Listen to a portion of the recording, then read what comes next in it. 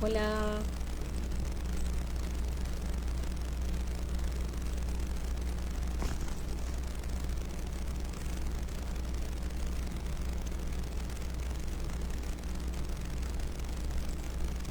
buenas tardes, ¿cómo están?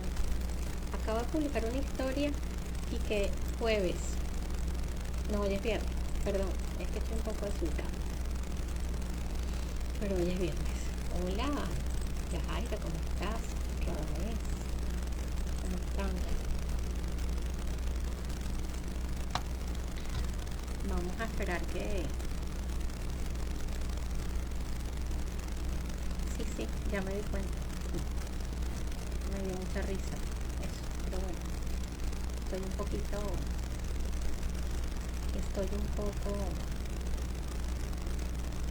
desorientada, pero bueno,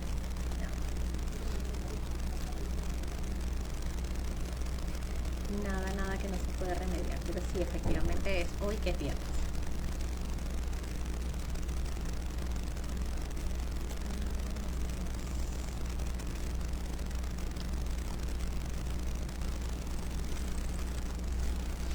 Hola Sara, ¿cómo estás?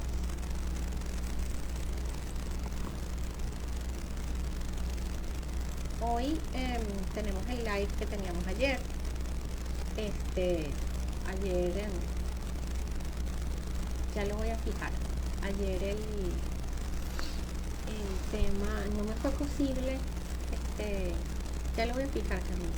No me fue posible ayer hacer este live por razones. Estaba resolviendo otras cositas, pero bueno, ya vamos a fijar el nombre y ya vamos a arrancar. Como siempre les digo, este es un live en el cual cualquiera de ustedes puede pedir estar conmigo en la conversación. Se llama Hora Libre. Es un live, digamos, relajado, donde no hay como invitados y hay una estructura particular. Sencillamente el que quiera conversar, el que quiera aportar cosas al tema o hacer preguntas o establecer conmigo, digamos, la discusión del tema, pues puede solo darle a la camarita, pedir agregarse a la conversación y con muchísimo gusto se agrega a la conversación. Y de esa manera pues tenemos una tertulia aquí en este live, que es un live con un formato diferente. Estoy colocando el tema, el efecto de las pantallas en niños y adolescentes. Este es el tema que vamos a tener hoy. Listo, ya está fijado el comentario. Virginia de Andrade está conectándose. Buenas tardes. Bueno, si tienen alguna pregunta, duda, comentario, pues empiecen a hacerlos y yo sobre la base de esas dudas, comentarios o participaciones voy, digamos, hilando el discurso de lo que voy a compartir hoy. ¿Ok? Vamos a hablar del efecto de las pantallas.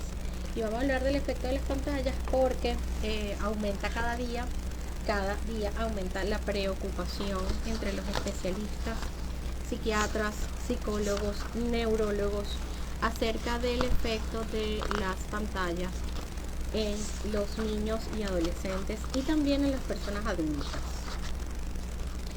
Hay varios estudios recientes que hablan acerca de este tema y es importante, bueno, entender que esto está escalando a convertirse en un problema de salud pública, porque pues no hay una buena administración, por decirlo de alguna forma, de lo que tiene que ver con el uso de las pantallas en relación a los niños, niñas y adolescentes. Entonces, bien, lo primero que tenemos que entender es que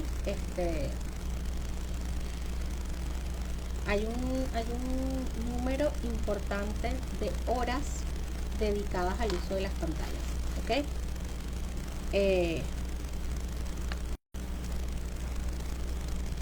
Entonces, esto está generando una serie de alteraciones que tienen consecuencias a nivel de los del tiempo de atención y concentración, de los temas del lenguaje, de varios temas importantes, y sobre todo está generando una serie de trastornos a nivel de la tolerancia a la frustración en el ámbito de lo emocional, la tolerancia a la frustración, además de la sensación o como una alteración de la percepción del tiempo en términos de la inmediatez. Es decir, los niños no están aprendiendo a esperar.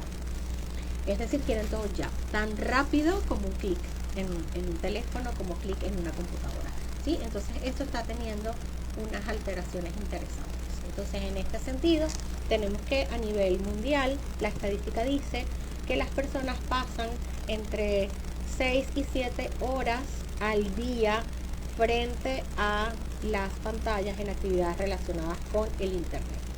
Entonces, fíjense, estamos considerando que el día tiene 24 horas, que dormimos 8 horas, que se supone que trabajamos 8 horas, y entonces de las 8 horas que quedan, entre 6 y 7 horas las pasamos en promedio conectados a las pantallas.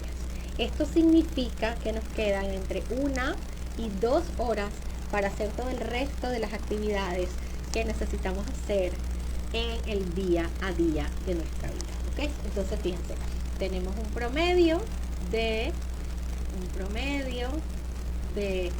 6 a 7 horas diarias dedicadas a las pantallas.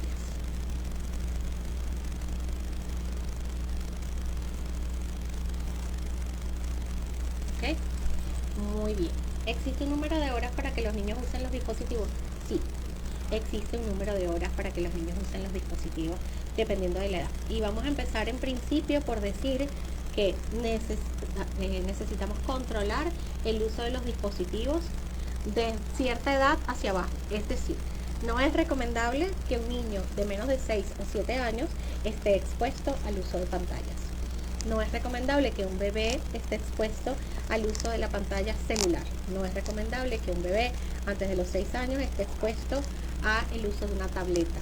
No es recomendable que los bebés estén expuestos al tipo de luz que emiten los dispositivos electrónicos. Ya la luz de las pantallas de televisión tienen un efecto sobre los órganos visuales, sobre los ojos de las personas, sobre los ojos de los niños. Entonces, si a eso le sumamos el uso de las pantallas de celular y le sumamos el uso de las pantallas de tabletas y laptop y computadoras, entonces estamos generando un poco más de compromiso. Se supone que los televisores tienen un tipo, es un poquito distinto la estructura, pero sin embargo tienen cada vez más tecnología parecida o similar a la de los televisores. Entonces, efectivamente, es importante controlar el uso de las pantallas. Televisores, tabletas, laptop, computadoras de escritorio, teléfonos celulares y todas las pantallas. También están los juegos, los juegos de esos juegos que yo la verdad es que ya no sé cómo se llaman esos juegos, pero esos juegos que son de una pantallita también que los niñitos están jugando, eso también hay que controlar. En relación a las horas específicas, bueno, lo recomendable sería reducir la cantidad de horas a 1 hora como máximo por día. Los juegos de video también tienen luces y tienen una luz de tipo azul, que es una luz que produce una estimulación en el cerebro interesante, que hay que como meterle la lupa a ese tema, ¿no? Entonces, fíjense bien, las pantallas emiten una luz que es azul, ¿sí? Una luz brillante que es azul. Esta luz brillante que es azul genera una estimulación a nivel del sistema nervioso central y estimula la producción de hormonas. Estimula la producción de hormonas que están asociadas al tema de, algunas están asociadas y producen mayor segregación de hormonas de estrés, como cortisol, y otras están asociadas a la producción de otro tipo de hormonas, como por ejemplo las hormonas de la felicidad, las serotoninas y las dopaminas, ¿sí? Entonces, las personas están consiguiendo altos niveles de placer a través de las pantallas. Entonces, si yo estoy sentado frente a una pantalla durante 6 horas, entre 6 y 7 horas cada día, y todo el placer que necesita mi cerebro lo estoy recibiendo a través de la pantalla, evidentemente no voy a querer dejar de estar en la pantalla, porque es que me estoy sintiendo sabroso, me estoy sintiendo cómodo, me estoy sintiendo rico, ¿no? Y si por el otro lado estoy en un juego en el cual se genera cortisol y se generan hormonas de estrés y hormonas de la alerta, bueno, entonces voy a tener las alteraciones propias de esa situación. Le voy a tener las alteraciones propias del estrés que me genera cuando estoy sometido a esas situaciones de estrés que tienen una consecuencia diferente, ¿ok? Entonces, en principio, tenemos que tener claro que desde mi perspectiva y mi opinión muy personal y a la vez profesional, los niños no deberían estar expuestos a las pantallas antes de los 6 años. No deberían tener celulares, ni tableta, ni agarrar el celular y ponerle un juego al niño para que se quede tranquilo, ni usar el teléfono como sedativo del niño para que deje el fastidio, o la tableta para que el niño se quede tranquilo, porque estamos generando alteraciones en la química cerebral, estamos generando alteraciones a nivel de la vista, estamos generando alteraciones a nivel de la parte emocional en relación a aprender los temas, aprender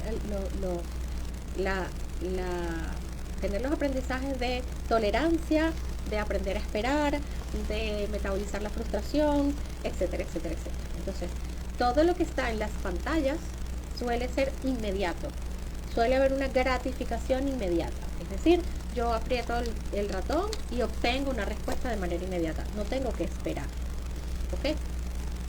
Y como los dispositivos cada vez son más rápidos y son más eficientes y tienen más memoria, pues cada vez espero menos.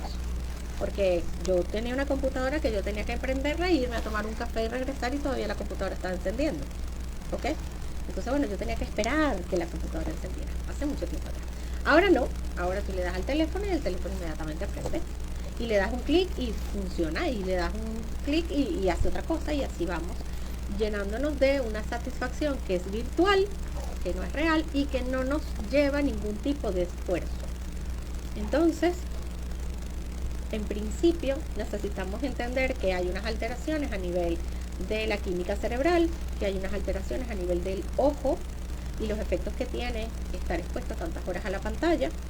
Y en tercer lugar, hay un efecto que tiene que ver con lo emocional, con la metabolización de la frustración, y al menos en el contexto de la terapia gestal, la madurez está íntimamente relacionada con la capacidad de metabolizar la frustración.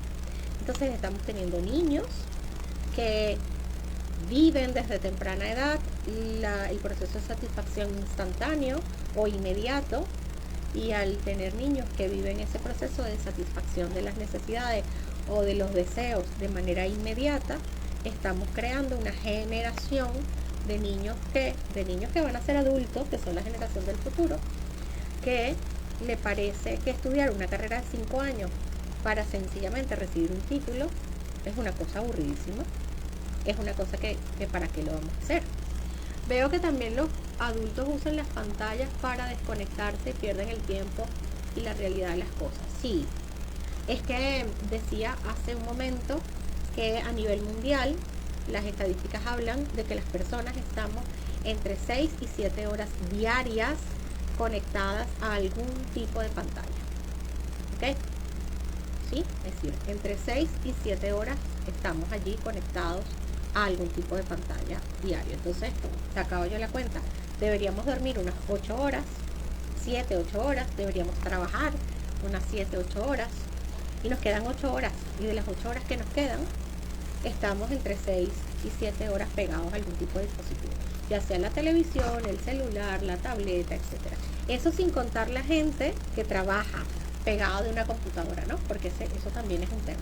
Hay gente que trabaja pegado de un equipo de computación, y entonces pues esa persona está pegada en el equipo de computación gran parte de las horas que trabaja, y luego entonces se pega a otras pantallas. Pero en todo caso el promedio es entre 6 y 7 horas diarias a nivel mundial que se dedican a el uso de las pantallas.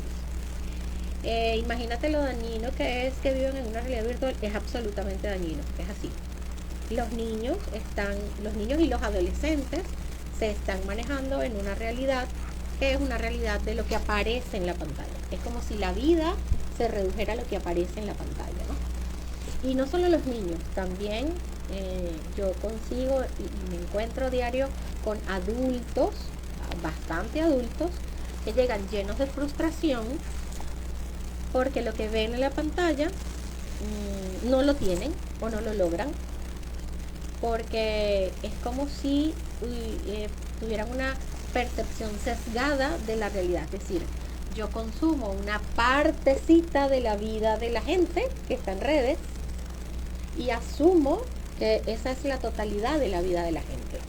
Y eso, cuando se dice, parece absurdo, parece infantil, parece que fuera imposible. Sin embargo, la realidad es otra. Si yo lo expongo aquí, todo el mundo me va a decir, no, claro que no. Por supuesto que yo sé que eso es un pedacito nada más de la vida de esta persona. Lo que pasa es que, digamos, en el fuero interno, esta sensación de que así es como vive X o determinada persona y yo quiero vivir así, me genera muchísima frustración. Porque mi vida real no se parece al pedacito que fulano de tal muestra en sus redes, ¿sí? Porque además, fulano de tal pareciera que muestra todo, y eso no es cierto. Es casi imposible mostrarlo todo, ¿ok? Casi imposible mostrarlo todo. Entonces, es importante como tener en consideración esa parte de la historia, que las personas están mostrando en redes lo que quieren, cómo quieren, y una parte que no es, digamos, el total de la realidad. Además de que hay mucha gente que quiere involucrar al resto de la gente en algunas partes de su historia personal, ¿sí? Entonces, pues bueno, eso también hay que tener mucho cuidado. Y eso también ese es un tema de otro lado, ¿sí?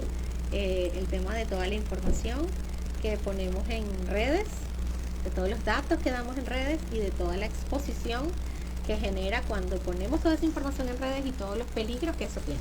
Eso es otra cosa, eso es otro tema que también tenemos que revisar, pero eso es para otro lado, ¿sí? Lo que las personas ponen en redes sociales es solo un pedacito de lo que muestran. Y también es importante reconocer que las personas ponen en sus redes lo que quieren. Es así. La gente pone en sus redes lo que quiere. O sea, nadie va a poner en sus redes que no tiene plata, o que está triste, o que está pasándola mal, o que no sé, qué sé yo. Aunque hay gente que lo hace, ojo, hay gente que lo hace. Pero digamos, en líneas generales, las redes parecen ser una vitrina de lo chévere que pasa, de lo bonito que pasa, de lo positivo que pasa, de cuando me compro el carro, cuando me gradúo, cuando X o Y cosas. Nadie pone, bueno, mucha gente no pone el trabajo que le costó graduarse, por ejemplo, ¿sí? Y para mí las redes, hola, buenas tardes, Graciela. Para mí las redes en este sentido son, yo las miro como un iceberg, como la punta del iceberg. Así es como yo las miro. Yo las miro como un iceberg. Yo las miro como una parte que es lo que se ve, pero que lo demás está debajo del agua y no se ve, ¿sí? Para mí las redes son eso. Son la punta del iceberg. Entonces, bueno, es importante transmitir a nuestros niños y nuestros adolescentes que lo que ven en las redes es solo la punta del iceberg. No es la totalidad de lo que sucede en la vida de una persona, ¿sí? Bueno, muy bien. Ahora bien, las nuevas redes sociales las hacen más adictivas. Por ejemplo, TikTok es una red social que engancha mucho porque es placer inmediato, ver cortos, cada vez queremos leer menos, absolutamente. Sí, y bueno, y yo no sé hasta qué punto sea verdad. Yo estuve leyendo un artículo específicamente dedicado al tema de TikTok, donde hacían referencia a que, bueno, esta es una red social asiática, ¿no? Y hacían referencia a que lo que se ve en el TikTok en el continente, en Asia, específicamente en China, no tiene nada que ver con lo que se ve en TikTok en el área, en Occidente, ¿no? Lo que vemos nosotros en TikTok. Efectivamente, TikTok tiene una estructura de programación muy particular, muy adictiva, Además tiene un motor de búsqueda. Un motor de búsqueda es una parte, es un código de programación, que en el caso de TikTok es muy susceptible. Cuando digo muy susceptible significa que en la medida en que tú ves cosas en TikTok, en esa medida esas cosas siguen apareciendo, porque el motor de búsqueda es un motor de búsqueda muy sofisticado. Esto se hace a nivel de programación de la aplicación, es decir, el código de programación. Es un motor de búsqueda muy sofisticado, muy bien elaborado, muy sólido desde el punto de vista de la programación. Y bueno, pues efectivamente, si tú te quedas más de 3 segundos viendo algo, él te lo vuelve a poner y te lo vuelve a poner y te lo vuelve a poner, y si tu conducta, si hace algo, se repite, entonces ya el motor de búsqueda entiende que tú estás interesado en ver eso, entonces te lo va a poner. Entonces es importante tener en cuenta que bueno, si usted no quiere que su motor de búsqueda se encochine con ciertos y determinados temas, pues procure no verlos ni por accidente, porque si se queda más de un cierto tiempo, pues el motor de búsqueda entiende que eso te gusta y te lo pone, te lo pone, te lo pone. Entonces son sedantes para los niños y adolescentes, más que para los adultos. No, para los adultos también son sedantes. Es impresionante, conocí una niña que pasaba horas y horas porque la mamá le daba para que se quedara tranquila. Claro, y es que eso es lo que estoy diciendo.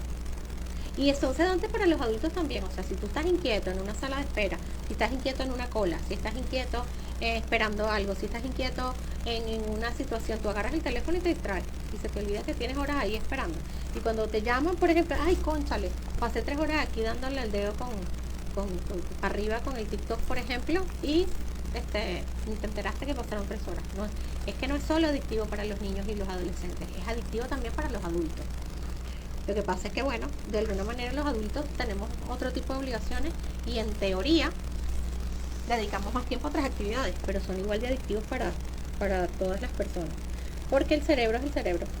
Entonces la luz nos afecta por igual, el deterioro de la vista nos afecta por igual. Evidentemente en los niños, recordemos que es el órgano del ojo, es un órgano que, aunque está todo listo, es un órgano que necesita desarrollarse, porque tenemos un niño pequeño que necesita, digamos, terminar de desarrollarse, de crecer, etcétera. Y bueno, efectivamente pueden haber daños muy graves a nivel de la vista de los niños pequeños cuando están expuestos a este tipo de pantallas, y también a nivel de la estructura cerebral. O sea, yo creo que lo más importante para mí de compartir, más allá de digamos, de que sea una apreciación personal o de que no es posible que los niños, no, es que tenemos que empezar a tomar conciencia que el uso de las pantallas está generando profundas alteraciones a nivel del sistema nervioso central en niños pequeños, y que eso va a tener repercusiones importantes en las sociedades del futuro. Eso es muy importante. Vuelvo a repetir, yo creo que los niños no deberían estar expuestos antes de los 6 o 7 años a ningún tipo de tecnología, salvo el televisor, y a una distancia prudencial y una cantidad de horas controlada también. Y luego del sexto, de los 6 años, que es donde entran, digamos, a primer grado, pues bueno, las exigencias de los colegios, de las instituciones, requieren que hayan algunas cosas a través de las pantallas, pues toca hacerlo por necesidad, pero es importante estimular que los niños tengan otro tipo de juegos, tengan otro tipo de recreación, no utilizar los dispositivos como sedante, como tranquilizante, como una forma de quitarme el muchachito de encima porque me tiene obstinada, etcétera, porque eso está trayendo grandes consecuencias en los niños, niñas y adolescentes. ¿Ok? Eso es bien importante que quede suficientemente claro. Es una forma de tranquilizar a los chamos. Los niños necesitan correr, necesitan hablar, necesitan desarrollar el razonamiento, necesitan interactuar con otras personas, necesitan tener una vida activa y no a través de un equipo electrónico. O sea, no podemos olvidar que en la medida en que los niños hablan, se desarrolla su pensamiento. O sea, el desarrollo del pensamiento está íntimamente ligado con el desarrollo del lenguaje. Si yo tengo un niño ocupado con el teléfono todo el día para que no me atormente porque habla demasiado, yo estoy de alguna manera entorpeciendo su desarrollo del pensamiento porque no está hablando. Y eso es necesario entender. Eso en el área del pensamiento, en el área de la intelectualidad.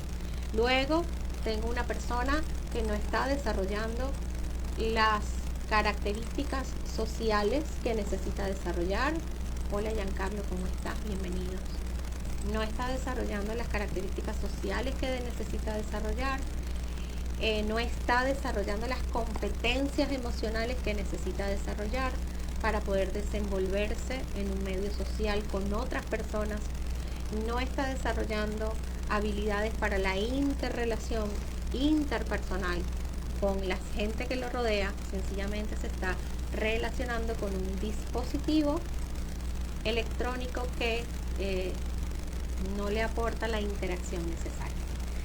Eso sin entrar en el tema que es para otro live, de los riesgos que tiene cuando juegan aplicaciones compartidas con cualquier persona de cualquier lugar del mundo, en el cual se pueden dar y se dan de hecho muchos temas de suplantación de identidad, en la que adultos, pedófilos y cualquier tipo de delincuentes cibernéticos se hacen pasar por otras personas y nuestros chamos están expuestos a ese contacto.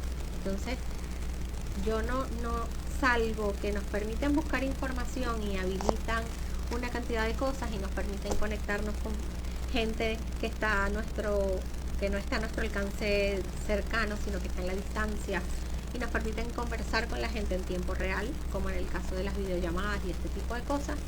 Yo la verdad es que no le veo ninguna ventaja en este momento a que los niños estén expuestos sin supervisión y sin control a las redes sociales y las pantallas. No le veo, digamos, el beneficio que tiene eso en este momento. Para mí no lo tiene y no se lo ve. Y es alarmante, ¿no? Es alarmante lo que estamos viendo, ¿no? Hay unos riesgos y unos beneficios. Yo voy a exponer algunos de los riesgos, algunos de los beneficios que hay en primer lugar, y luego pues vamos a meternos en el tema de cuáles son los riesgos, ¿ok? Entre los beneficios, bueno, tenemos acceso a nuevas ideas, a nuevas informaciones, tenemos acceso a eventos, a actividades que quizás por otros medios pues no tenemos acceso a ellos. Podemos hacer la promoción de la participación de las comunidades en distintas actividades. Podemos también utilizarlo para ayudar a nuestras tareas, nuestros proyectos, nuestras investigaciones, saber qué está pasando en otras latitudes con relación a un tema determinado. Yo puedo compartir en este sentido que cuando yo hice mi tesis de licenciatura, hace muchos años atrás, 20 años más o menos para ser exacta, uno de los retos que me puso mi tutora fue realizar una tesis que fuera absolutamente virtual. Es decir, que todos los referentes de mi tesis fueran extraídos de la red, de internet. Y yo lo hice. Yo tenía los manuales desde las leyes que tenía que tener en mi tesis hasta los manuales de consulta, de referencia acerca del cómo se iba a hacer la tesis y pasando por todas las teorías. Yo todo eso lo hice en formato con información digital, ¿no? En aquel momento, las normas APA, las normas de presentación de trabajos escritos, estaban iniciándose en eso de referir, de hacer las referencias bibliográficas, referencia a enciclopedias virtuales, enciclopedias digitales, a páginas web y todo esto. Y bueno, en aquel momento fue una innovación.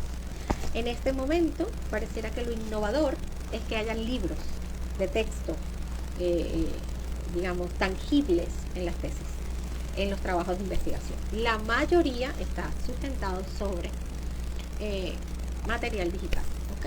Entonces digamos que en 20 años la balanza se ha invertido en relación a ese tema, ¿no?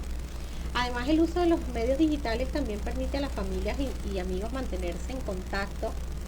Hola Mieglan, ¿cómo estás? Mantenerse en contacto, relacionarse, vincularse. La gente se puede ver en tiempo real, puede saber lo que está pasando del otro lado del mundo con su familia, puede cantar cumpleaños en tiempo real a esta persona que está en otro continente y está celebrando su cumpleaños, o participar en una serie de actividades que se están dando en tiempo real, y eso es bien importante.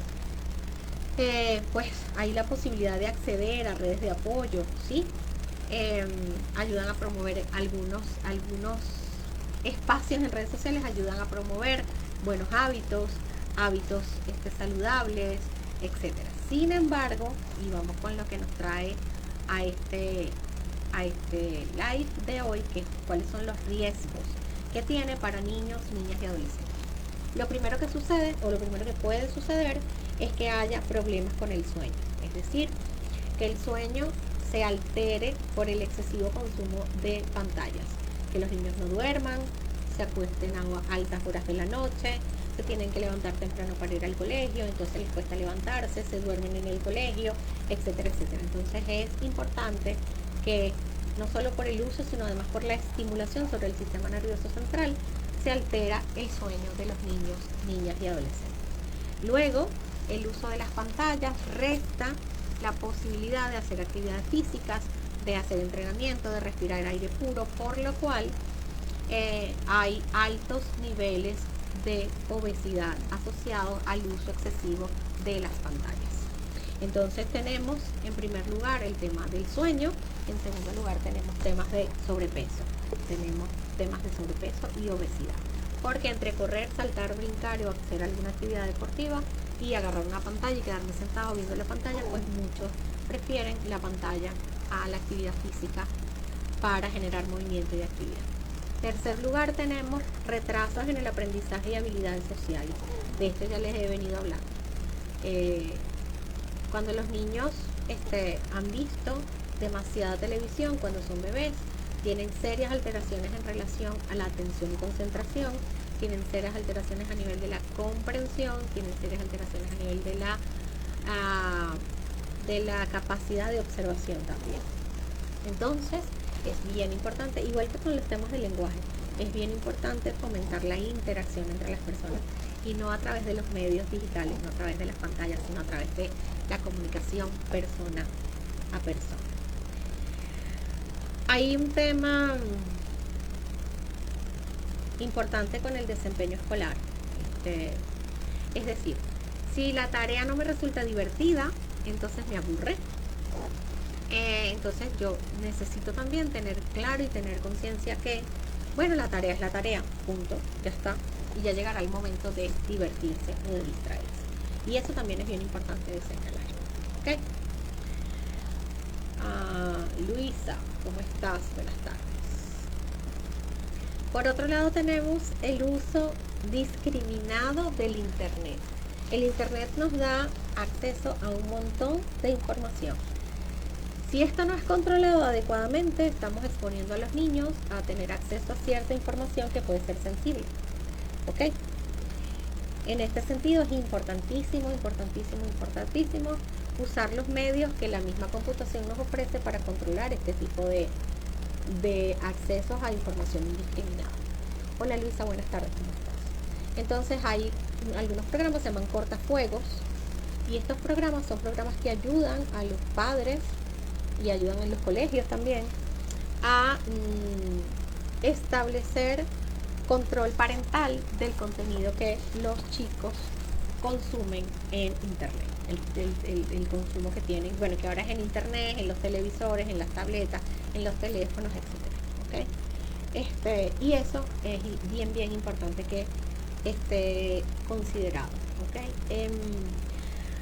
Hay otras redes también, por ejemplo, que necesitan también ser supervisadas. Hay alguien que me decía por ahí que si el uso de redes sociales en los niños. Yo creo que no.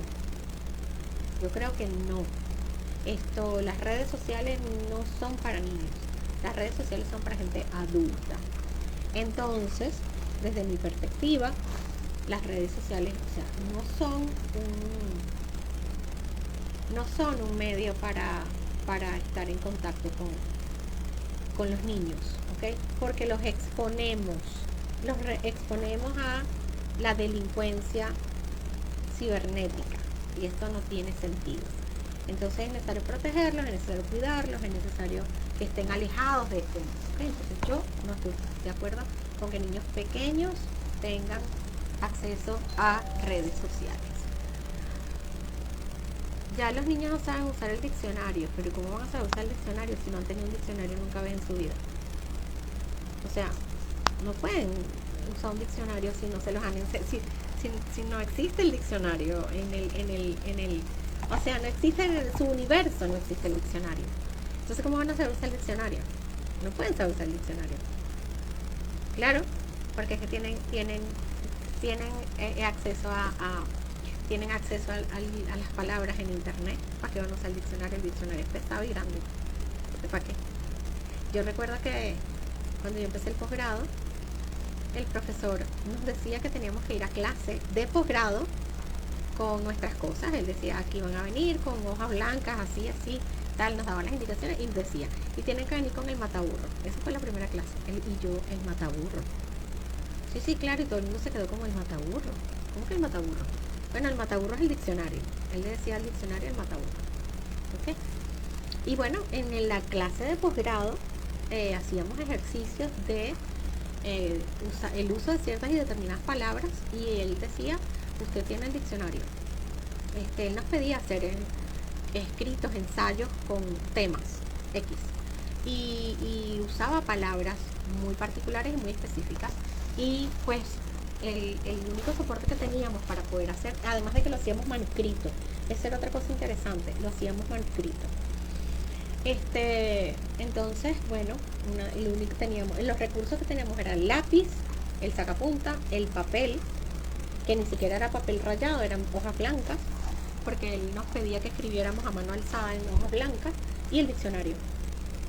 Y así teníamos que construir textos, construir ensayos, de acuerdo a una temática particular y con lo que sabíamos. Entonces, bueno, eso no pasa, eso no está pasando en este momento. Sin embargo, y voy a continuar con los riesgos, y luego cierro con una nota importante que leí acerca de la vuelta a los libros en países de Europa, porque eso me parece súper interesante. Luego, también tenemos el riesgo del sexteo.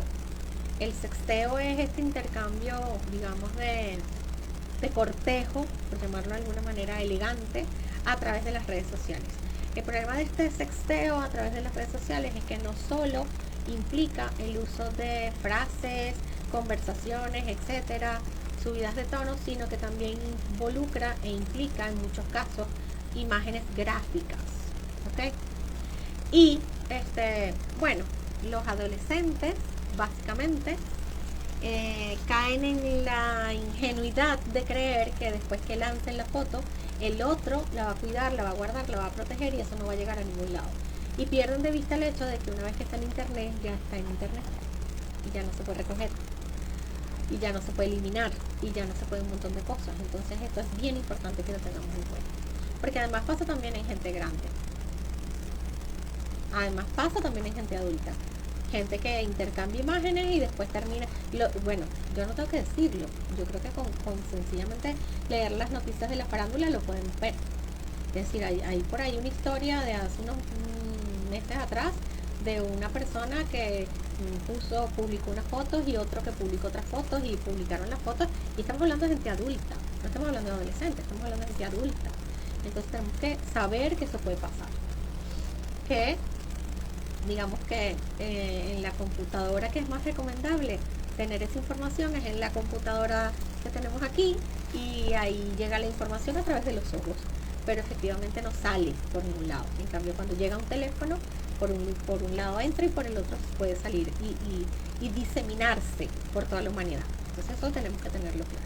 Luego ya les hablé del tema del riesgo del acoso cibernético, que es bien importante y es importante tenerlo en cuenta y hablarlo y conversarlo con nuestros chamos, ¿ok? Es importante entonces, para ir cerrando, desarrollar hábitos de uso de las pantallas saludables,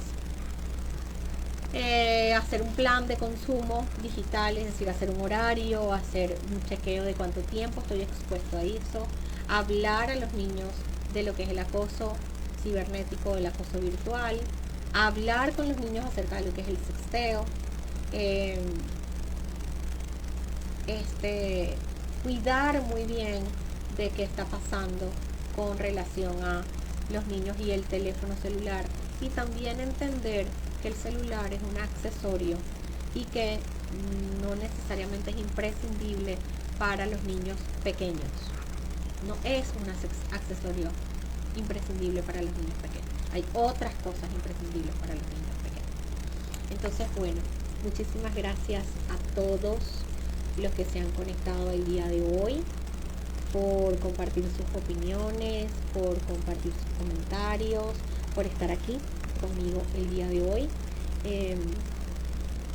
El próximo jueves tenemos una nueva entrega. Ya les voy a decir de qué se trata la nueva entrega que tenemos el próximo jueves, porque lo tengo por aquí anotado. Denme un chance y les cuento cuál es la próxima entrega que tengo por acá. Y como les dije, es el jueves. Ahí tengo donde estoy.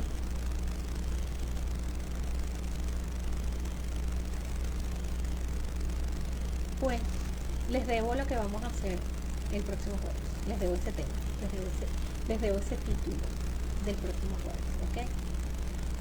Un abrazo. Chao.